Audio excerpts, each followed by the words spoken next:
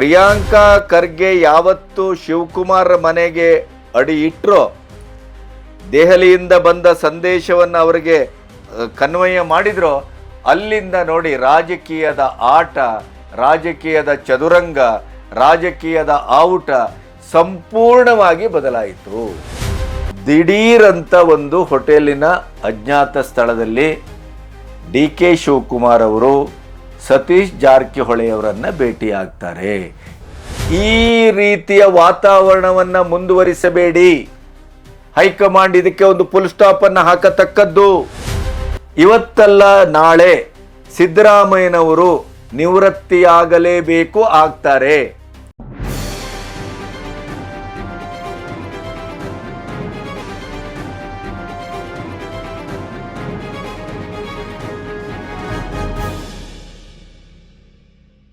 ನಮಸ್ತೆ, B Ganapati news ಚಾನೆಲ್ಗೆ ಸ್ವಾಗತ. ಪ್ರಿಯಾಂಕಾ ಖರ್ಗೆ ಅವರು ದೆಹಲಿಯಿಂದ ಬಂದ ನಂತರದ ಕ್ಷಣದಿಂದ ನಿನ್ನೆಯ ರಾತ್ರಿಯವರೆಗೆ ನಡೆದಂಥ ಒಂದು 24 ಅಥವಾ 28 ಗಂಟೆಗಳ ಸುದೀರ್ಘವಾದಂಥ ರಾಜಕೀಯದ ಒಟ್ಟು ಒಂದು ಕ್ಷಿಪ್ರ ಕ್ರಾಂತಿ ಅಂತೇನಿದೆ, ನಾವು ನೀವು ಊಹಿಸಲಿಕ್ಕೆ ಸಾಧ್ಯ ಇಲ್ಲದೆ ಇದ್ದಂಥ ಒಂದು ರಾಜಕೀಯದ ರಣತಂತ್ರವನ್ನು ಮಾಡಿ ಯಶಸ್ವಿಯಾದಂಥ ಡಿ ಕೆ ಶಿವಕುಮಾರ್ ಅವರ ಒಟ್ಟು ಸಾಧ್ಯತೆ ವಿದ್ಯಮಾನ ಸ್ವತಃ ಸಿದ್ದರಾಮಯ್ಯನವರ ಚಕ್ರವ್ಯೂಹಕ್ಕೆ ಪ್ರವೇಶಿಸಿ ಅವರ ಪರಮಾಪ್ತರನ್ನೇ ತನ್ನದಾಗಿಸಿಕೊಳ್ಳುವ ಮೂಲಕ ತನ್ನ ಸಿ ಎಂ ಪಟ್ಟದ ಒಂದು ಪಟ್ಟಾಭಿಷೇಕಕ್ಕೆ ಕೊನೆಗೂ ಹೈಕಮಾಂಡನ್ನು ಮಣಿಸಿದ್ದ ಒಂದು ಅದ್ಭುತವಂತ ಕಾರ್ಯತಂತ್ರ, ಚಾಣಾಕ್ಷತೆ, ಬುದ್ಧಿವಂತಿಕೆ ಮತ್ತು ಅವರ ಅನುಭವಜನ್ಯದ ಒಟ್ಟು ಈ ಒಂದು ರಾಜಕೀಯದ ಕಾರ್ಯಾಚರಣೆ ಇತ್ತಲ್ಲ, ಅದು ಅತ್ಯಂತ ಯಶಸ್ವಿಯಾದಂಥ ಕಾರ್ಯಾಚರಣೆ ಮತ್ತು ಅದು ಡಿ ಕೆ ಶಿವಕುಮಾರ್ ಮಾತ್ರ ಮಾಡಬಹುದಾದದ್ದು ಏನೋ. ಈ ಎಲ್ಲ ವಿದ್ಯಮಾನಗಳನ್ನು ನಿಮಗೆ ಕೂಲಂಕಷವಾಗಿ ಅದರ ವಿಶ್ಲೇಷಣೆಯನ್ನು ನಿಮ್ಮೆದುರು ಇಡಬೇಕು.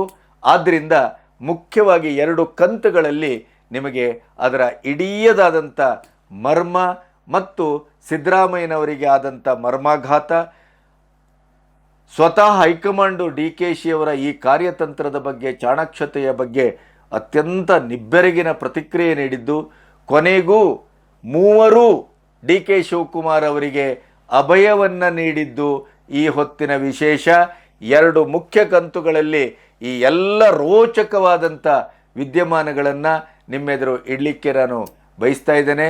ಇಲ್ಲಿಯವರೆಗೆ ನನ್ನ ಚಾನಲನ್ನು ಸಬ್ಸ್ಕ್ರೈಬ್ ಮಾಡದೇ ಇದ್ದರೆ ಸಬ್ಸ್ಕ್ರೈಬ್ ಮಾಡಿ, ಸ್ವತಂತ್ರ ಪತ್ರಿಕೋದ್ಯಮಕ್ಕೆ ಬೆಂಗಾವಲಾಗಿ.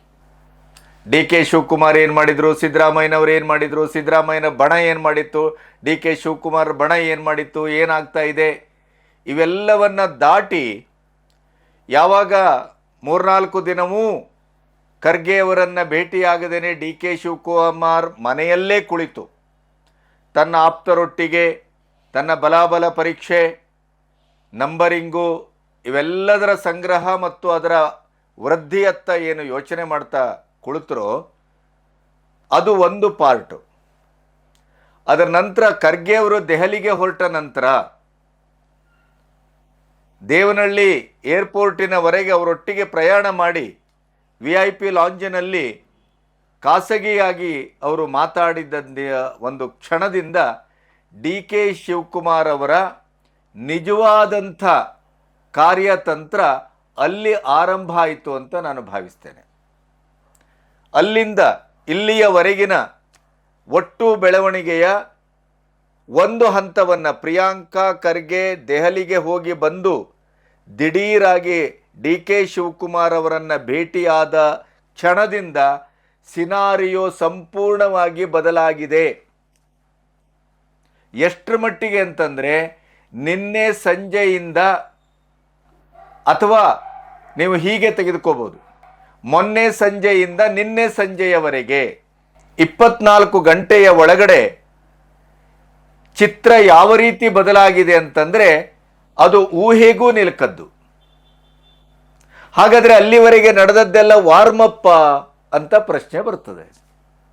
ಬಲಾಬಲದ ಒಂದು ಪರೀಕ್ಷೆಯ, ಸಿದ್ದರಾಮಯ್ಯನವರ ಒಂದು ಇಡೀ ಸ್ಥಾನ, ಮಾನ, ಗೌರವ, ಶಕ್ತಿ ಎಷ್ಟು, ಡಿ ಕೆ ಶಿವಕುಮಾರ್ ಅವರ ಸ್ಥಾನ ಮಾನ ಶಕ್ತಿ ಮತ್ತು ಅವರ ಭವಿಷ್ಯದ ನಾಯಕತ್ವದಕ್ಕೆ ಸಿಗಬಹುದಾದಂಥ ಕಾಂಗ್ರೆಸ್ಸಿನ ಒಳಗಿನ ಮತ್ತು ಹೊರಗಿನ ಬಲ ಎಷ್ಟು, ಇದನ್ನು ಪಣಕ್ಕೆ ಮತ್ತು ಪರೀಕ್ಷೆಗೆ ಏನಾದರೂ ಹೈಕಮಾಂಡ್ ಒಡ್ಡಿತ್ತಾ? ಆ ಕಾರಣಕ್ಕಾಗಿ 4-6 ದಿನದ ಈ ಎಕ್ಸಸೈಸ್ ನಡೀತಾ ಇದೆಯಾ? ಈ ಎಲ್ಲ ಪ್ರಶ್ನೆಗಳು ನನಗಂತೂ ಹುಟ್ಟುಕೊಳ್ತಾ ಇದೆ. ಅದರ ಜೊತೆಗೆ ರಾಹುಲ್ ಗಾಂಧಿಯವರು ಸ್ವದೇಶಕ್ಕೆ ಬಂದರು. ಬಂದ ತಕ್ಷಣ ಹರಿಪ್ರಸಾದ್ ಅವರನ್ನು ಪ್ರಥಮವಾಗಿ ಭೇಟಿ ಮಾಡಿದರು. ಅದರ ಅರ್ಥ ಏನು? ಸಿದ್ದರಾಮಯ್ಯನವರ ಶಕ್ತಿ ಎಷ್ಟು, ಸಿದ್ದರಾಮಯ್ಯನವರನ್ನು ಕೆಳಗಿಳಿಸಿದರೆ ಆಗುವ ನಷ್ಟ ಎಷ್ಟು, ಸಿದ್ದರಾಮಯ್ಯನವರನ್ನೇ ಮುಂದುವರಿಸಿದರೆ ಆಗಬಹುದಾದ ಲಾಭ ಏನು, ಈ ಲೆಕ್ಕಾಚಾರವನ್ನು ಸಿದ್ದರಾಮಯ್ಯನವರ ಬಣದ, ಸಿದ್ದರಾಮಯ್ಯನವರಿಗೆ ಬಹಳ ಆಪ್ತರಾದಂಥ, ಸಚಿವ ಸಂಪುಟದ ಪುನರ್ರಚನೆಯಲ್ಲಿ ಬಹಳ ಉನ್ನತವಾದಂಥ ಸ್ಥಾನದ ಆಕಾಂಕ್ಷೆಯಾಗಿದ್ದಂಥ ಬಿ ಕೆ ಹರಿಪ್ರಸಾದ್ ಅವರನ್ನೇ ಕರೆದರು ಮೊದಲ ಭೇಟಿ. ನಂತರ ಹಿರಿಯರನ್ನು ಕರೆಯಬಹುದಿತ್ತು, ಇನ್ನು ಯಾರ್ಯಾರೋ ಇದ್ದರು, ರಾಮಲಿಂಗಾರೆಡ್ಡಿಯಿಂದ ಹಿಡಿದು KJ ಜಾರ್ಜಿಂದ ಹಿಡಿದು ಬಹಳಷ್ಟು ಜನ ಇದ್ದರು. ಇಲ್ಲಿ ಸತೀಶ್ ಜಾರಕಿಹೊಳಿ ಅವರನ್ನೇ ಕರೆಯಬಹುದಿತ್ತು. ಯಾಕೆಂದರೆ ಡಿ ಕೆ ಶಿವಕುಮಾರ್ ಅವರ ಉತ್ತರಾಧಿಕಾರಿ ಯಾರು ಅಂತ ಯತೀಂದ್ರ ಏನು ಘೋಷಿಸಿದ್ಯಾರನ್ನ? ಸತೀಶ್ ಜಾರಕಿಹೊಳಿ ಅವರನ್ನು. ಯಾಕೆಂತಂದ್ರೆ ಅವರು ಅಹಿಂದ ನಾಯಕ. ಸಿದ್ದರಾಮಯ್ಯನವ್ರನ್ನ ಬಿಟ್ಟರೆ ಕಾಂಗ್ರೆಸ್ಸಿನಲ್ಲಿ ಅತ್ಯಂತ ಪ್ರಭಾವಶಾಲಿಯಾದಂಥ ಮುಂಚೂಣಿಯಲ್ಲಿರುವಂಥ ಅಹಿಂದ ನಾಯಕ ಯಾರು ಅಂತಂದರೆ ಅದು ರಾಜಕೀಯವಾಗಿ, ಸಾಮಾಜಿಕವಾಗಿ, ಸಂಪನ್ಮೂಲದ ನೆಲೆಯಲ್ಲಿ ಕೂಡ ಸತೀಶ್ ಜಾರಕಿಹೊಳಿ. No doubt. ಅವ್ರು ಯಾರನ್ನೂ ಕರೆದಿಲ್ಲ. ದೊಡ್ಡ ಖರ್ಗೆ ಅವರು ಆಗಲೇ ಬೆಂಗಳೂರಿಂದ ದೆಹಲಿಗೆ ಹೊರಟರೂ ಕೂಡ ಅವರನ್ನು ಪ್ರಥಮವಾಗಿ ಮಾತಾಡಿಸುವ ಕೆಲಸವನ್ನು ರಾಹುಲ್ ಗಾಂಧಿ ಮಾಡಿಲ್ಲ. ಬದಲಾಗಿ ಏನು ಮಾಡಿದರು? ಪ್ರಿಯಾಂಕಾ ಖರ್ಗೆ ಅವರನ್ನು ಕರೆಸಿದರು. ಪ್ರಿಯಾಂಕಾ ಖರ್ಗೆ ಅವರು ಹೋದರು, 1.5 ಗಂಟೆ ಮಾತಾಡಿದರು, ದಿಢೀರಾಗಿ ಬೆಂಗಳೂರಿಗೆ ಬಂದರು. ಬಂದವರೇ ನೇರವಾಗಿ ಡಿ ಕೆ ಶಿ ಅವರ ಮನೆಗೆ ಹೋದರು. ಡಿ ಕೆ ಶಿ ಅವರ ಮನೆಯಲ್ಲಿ ಸುದೀರ್ಘವಾಗಿ ಮಾತಾಡಿದರು. ಆ ಮಾತಾಡಿದ ನಂತರ ಅವರು ಮತ್ತೆ CM ಮನೆಗೆ ಹೋಗೂ ಮಾತಾಡಿದರು. ಆದರೆ ಪ್ರಿಯಾಂಕಾ ಖರ್ಗೆ ಯಾವತ್ತು ಶಿವಕುಮಾರ್ ಮನೆಗೆ ಅಡಿ ಇಟ್ಟರೋ, ದೆಹಲಿಯಿಂದ ಬಂದ ಸಂದೇಶವನ್ನು ಅವರಿಗೆ ಕನ್ವಯ ಮಾಡಿದ್ರೋ, ಅಲ್ಲಿಂದ ನೋಡಿ ರಾಜಕೀಯದ ಆಟ, ರಾಜಕೀಯದ ಚದುರಂಗ, ರಾಜಕೀಯದ ಆವುಟ ಸಂಪೂರ್ಣವಾಗಿ ಬದಲಾಯಿತು. ಅಲ್ಲಿಂದ ನಿನ್ನೆಯ ರಾತ್ರಿಯವರೆಗೆ ನಡೆದಂಥ ಒಟ್ಟು ವಿದ್ಯಮಾನ ಇದೆಯಲ್ಲ, ಅದು ಡಿ ಕೆ ಶಿವಕುಮಾರ್ ಪಟ್ಟಾಭಿಷೇಕದ ಪೂರ್ವ ತಯಾರಿ ಹಾಗೆ ಇತ್ತು. ಒಬ್ಬ ನಾಯಕ ಏನು ಮಾಡಬೇಕು? ಸಂಘರ್ಷದಿಂದ ನಾಯಕತ್ವವನ್ನು ಪಡ್ಕೊಳ್ಳೋದಲ್ಲ, ಸಂಧಾನದಿಂದ ಮತ್ತು ಸಮ್ಯಕ್ ಭಾವದಿಂದ ಎಲ್ಲರನ್ನೂ ಒಟ್ಟಿಗೆ ತೆಗೆದುಕೊಂಡು ಹೋಗುವಂಥ ಕೆಲಸವನ್ನು ನೀವು ಮಾಡಿ ನಮಗೆ ಮನವರಿಕೆ ಮಾಡಬೇಕು.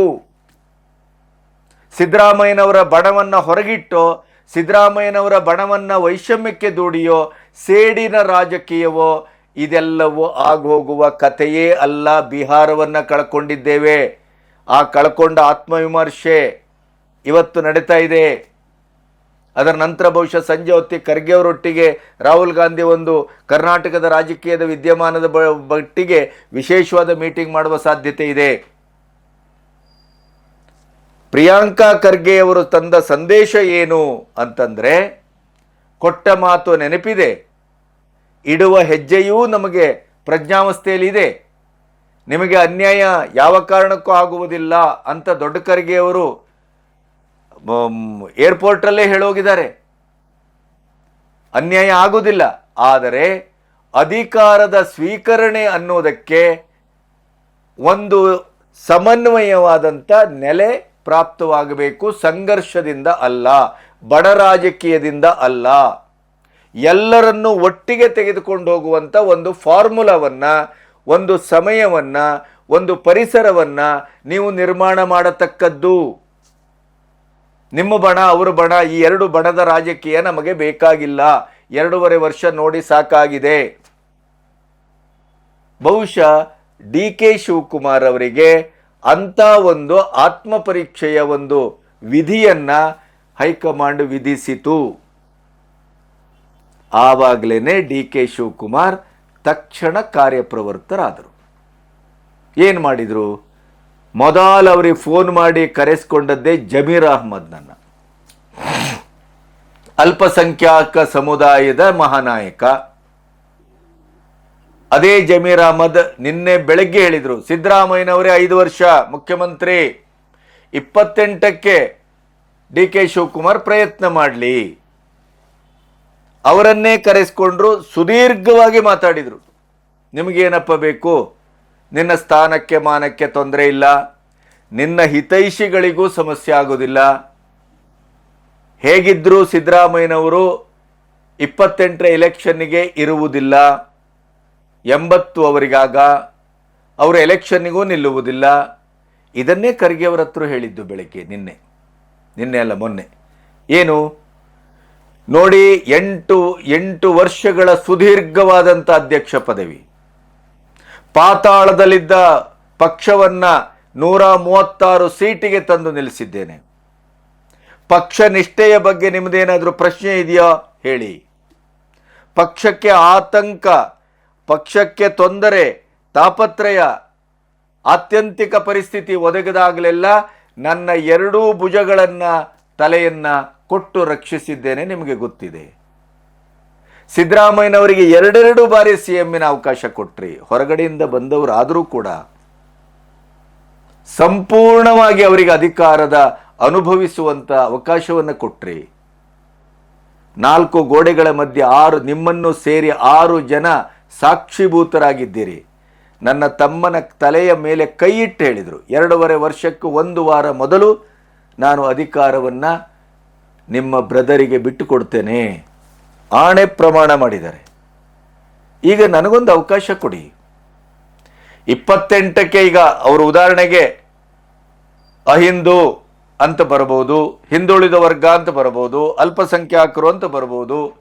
ಸಿದ್ದರಾಮಯ್ಯನವರು ಹೋದರೆ ನಮ್ಮ ವೋಟ್ ಬ್ಯಾಂಕಿನ ಕತೆ ಏನು? 28ಕ್ಕೆ ಅವರು ಹೋಗ್ತಾರಲ್ಲ, ನಿವೃತ್ತಿ ಆಗ್ತಾರೆ. ಅವರು ಮತ್ತೆ ಸಕ್ರಿಯ ರಾಜಕಾರಣದಲ್ಲಿ ಇರುವುದಿಲ್ಲ, ಸ್ಪರ್ಧಿಸುವುದಿಲ್ಲ. ಆವಾಗ 7% ಇರುವಂತ ಅವರ ಕುರುಬರ ವೋಟಲ್ಲೂ ಕೂಡ ವ್ಯತ್ಯಾಸ ಆಗತ್ತೆ. ಆವಾಗ ನಾವು ಯೋಚನೆ ಮಾಡೋದಕ್ಕಿಂತ ಈಗಲೇ ಯೋಚನೆ ಮಾಡಿದರೆ ಒಳಿತಲ್ವೇ? ಇನ್ನು 2.5 ವರ್ಷ ಅಂದರೆ 1.5 ವರ್ಷ ಆಡಳಿತ, 1 ವರ್ಷ ಮುಂದಿನ ಎಲೆಕ್ಷನ್ನಿನ ತಯಾರಿ. 5 ವರ್ಷ ಅಂತಂದರೆ 4 ವರ್ಷ ಆಡಳಿತ, 1 ವರ್ಷ ಎಲೆಕ್ಷನ್ನಿನ ತಯಾರಿ ಅಂತ ಒಂದು ಮಾಮೂಲಿ ಲೆಕ್ಕಾಚಾರ ರಾಜಕೀಯದಲ್ಲಿ. ಹಾಗಿರುವಾಗ ನಾವು ಈಗಲೇ ಅಹಿಂದು ಸತೀಶ್ ಜಾರಕಿಹೊಳಿ ತಗೋಬಹುದು, ದಲಿತರು ಅಂತ ಬಂದಾಗ ಪ್ರಿಯಾಂಕ ಖರ್ಗೆ ಇದ್ದಾರೆ, ಅಲ್ಪಸಂಖ್ಯಾತರು ಅಂತ ಬಂದಾಗ ಜಮೀರ್ ಅಹ್ಮದ್ ಇದ್ದಾರೆ.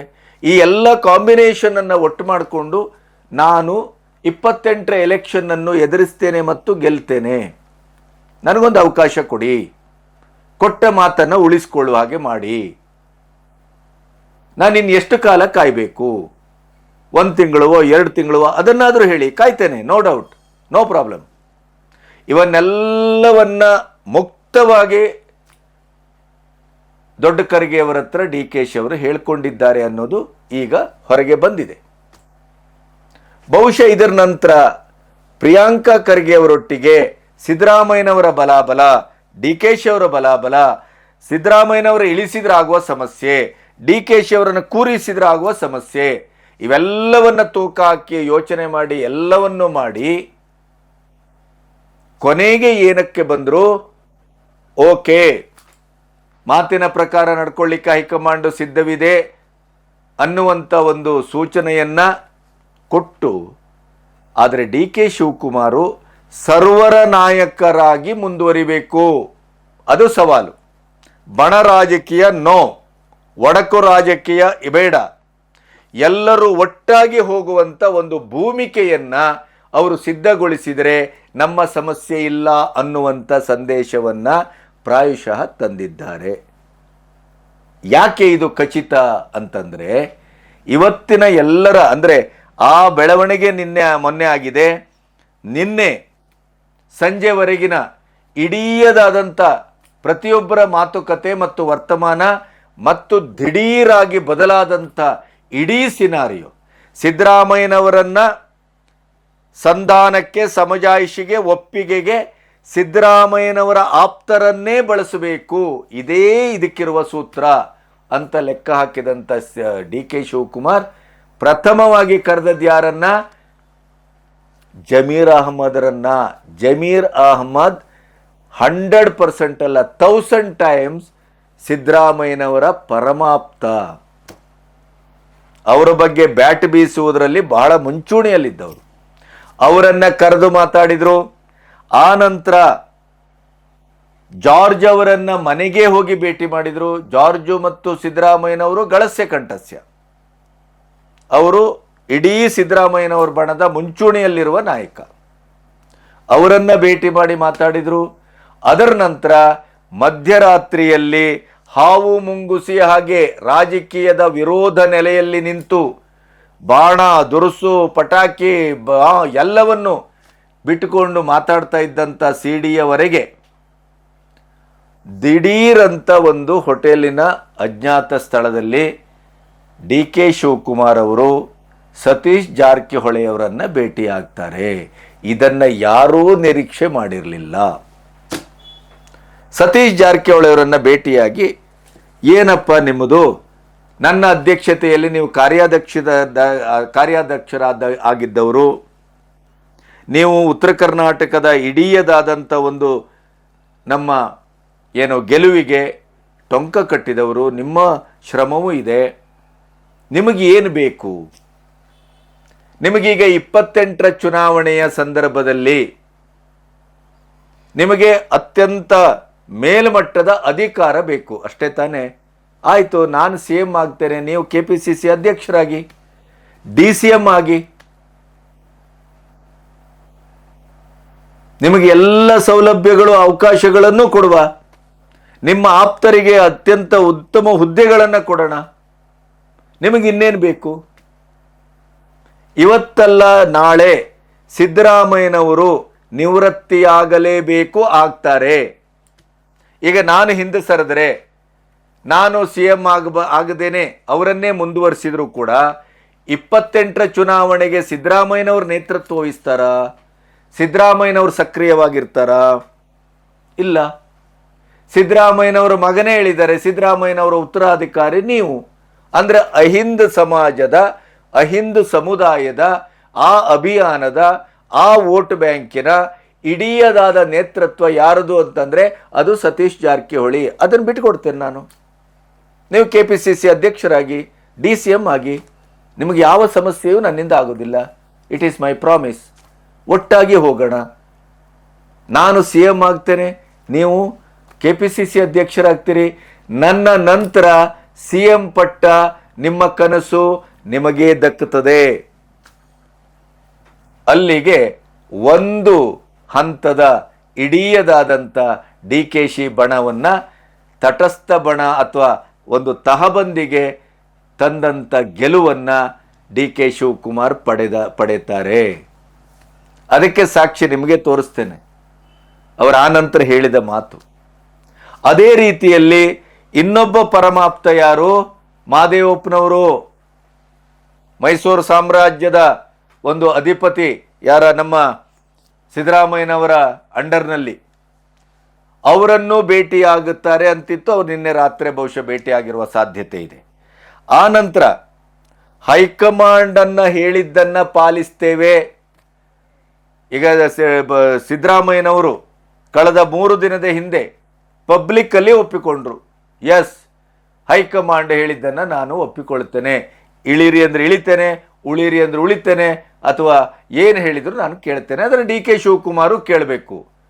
ಹಿಂದಿನ ವಿಡಿಯೋದಲ್ಲೇ ಸ್ಪಷ್ಟ ಮಾಡಿದ್ದೆ, ಬಣ ರಾಜಕೀಯ ಇರುವುದು ಸತ್ಯ, ಮಾತು ಕೊಟ್ಟದ್ದು ಸತ್ಯ, ಅಧಿಕಾರದ ಹಂಚಿಕೆ ಆಗಬೇಕಾಗಿರುವಂಥದ್ದು ಸತ್ಯ ಅನ್ನೋದನ್ನು ಸ್ವತಃ ಸಿದ್ದರಾಮಯ್ಯನವರು ಒಪ್ಕೊಂಡ್ರು ಅಂತ.